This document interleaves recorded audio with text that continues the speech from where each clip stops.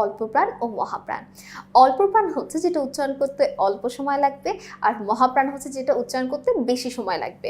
আমরা একটু একটা ছক দেখে নিই, যার মাধ্যমে আমরা খুব সহজে অল্পপ্রাণ এবং মহাপ্রাণগুলো মনে রাখতে পারবো।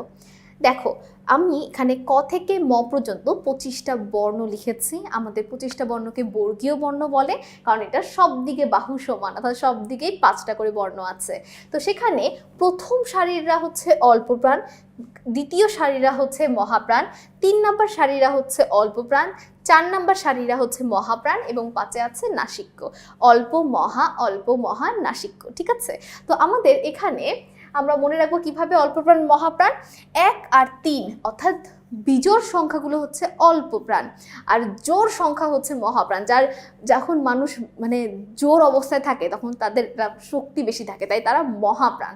প্রাণের ভিতর তারা মহানে আছে, ঠিক আছে? তাহলে আমাদের বিজোড় সংখ্যাগুলো হবে অল্পপ্রাণ আর জোড় সংখ্যাগুলো হবে মহাপ্রাণ। অর্থাৎ ক হচ্ছে অল্প, খ হচ্ছে মহা। এটাকে আমরা যদি একটু শর্টকাটে মনে রাখার চেষ্টা করি, দেখো আজকাল যুগে তো আমরা বাংলিশের যুগ, আমরা বাংলিশ লিখতে খুব পছন্দ করি। তো বাংলিশে যখন আমরা ক লিখি সেই ক্ষেত্রে আমরা লিখি কে। তাহলে আমি যখন আমার খালামণিকে মেসেজ দিব, আমি কি লিখবো? কালামণি। কালামণি লিখলে খালামণি ব্লকও মেরে দিতে পারে, কারণ এখানে আমাদের দিতে হবে একটা এইচ। বাংলিশে লেখার সময় আমরা কিন্তু এটা উপলব্ধি করতে পারি, ঠিক আছে? আমরা কিন্তু কে কি লিখি? K H. এই যে একটা এক্সট্রা এইচ, এই এক্সট্রা এইচটা আমাদের বাংলাতেও আছে, যেটা দেখা যায় না। এই এক্সট্রা এইচটার জন্যই এটা উচ্চারণ করতে একটু বেশি সময় লাগে, তাই না বলো? এই জন্য এটাকে বলা হয় মহাপ্রাণ। আবার দেখো গ লিখি জি, কিন্তু ঘ লিখি জি এইচ, অর্থাৎ এই যে এইচ, যার কারণে আমাদের ধ্বনিটা উচ্চারণে একটু বেশি সময় লেগে যায়, সেই জন্য এই ধ্বনিগুলোকে কি বলে? মহাপ্রাণ ধ্বনি বলে। আর ক কে দিয়ে লিখে ফেলি, এক্সট্রা কোনো কিছু দরকার নেই এর, এই জন্যই তো 1 আর 3 হচ্ছে অল্পপ্রাণ। বুঝতে পেরেছ?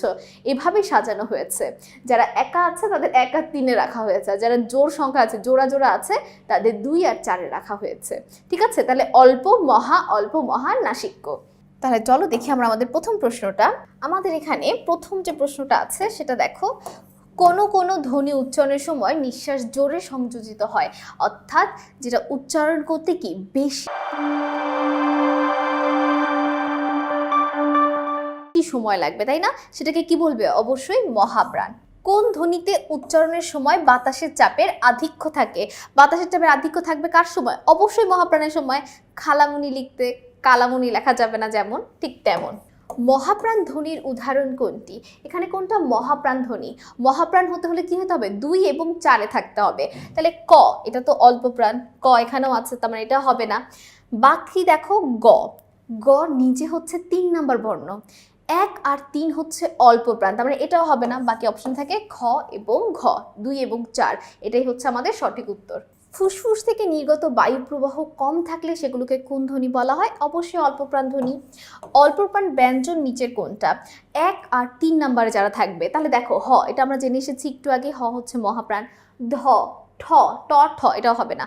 ত, থ, দ, 3 নম্বরে আছে দ, ত, থ, দ, 3 নম্বরে যে আছে সেই আমাদের সঠিক উত্তর হবে, কারণ আমরা জানি অল্পপ্রাণ মানেই হচ্ছে 1 এবং 3।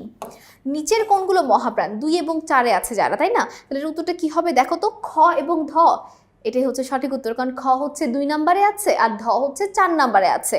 ত, থ, দ, ধ, 4 নম্বরে আছে ধ। 2 এবং 4-ই তো হচ্ছে মহাপ্রাণ। কোন ধ্বনি উচ্চারণের সময় বাতাসের চাপের আধিক্য থাকে? যেটা উচ্চারণ করতে বেশি সময় লাগবে? মহাপ্রাণ। মহাপ্রাণ ব্যঞ্জন ধ্বনি কোনটি? ব, তালব্য স, দন্ত স। আমরা একটু আগে জেনে এসেছি তালব্য স দন্ত স হচ্ছে অঘোষ, ঠিক আছে? ছ কোনটা হবে? প, ফ, ব, ভ। ব হচ্ছে 3 নম্বরে আছে, ঠিক আছে? ব হচ্ছে কি? প, ফ, ব 3 নম্বরে আছে। চ, ছ, ছ হচ্ছে আমাদের 2 নম্বরে আছে। তার মানে এটাই হবে আমাদের সঠিক উত্তর, ঠিক আছে? তাহলে খুবই সহজ ছিল, কারণ আমরা ছকটা সম্পর্কে জানি। ছকটা পারলে সেটা ঘোষ হোক, অঘোষ হোক, নাসিক্য হোক, বের করা খুবই সহজ। সকলকে অসংখ্য ধন্যবাদ। আসসালামু আলাইকুম।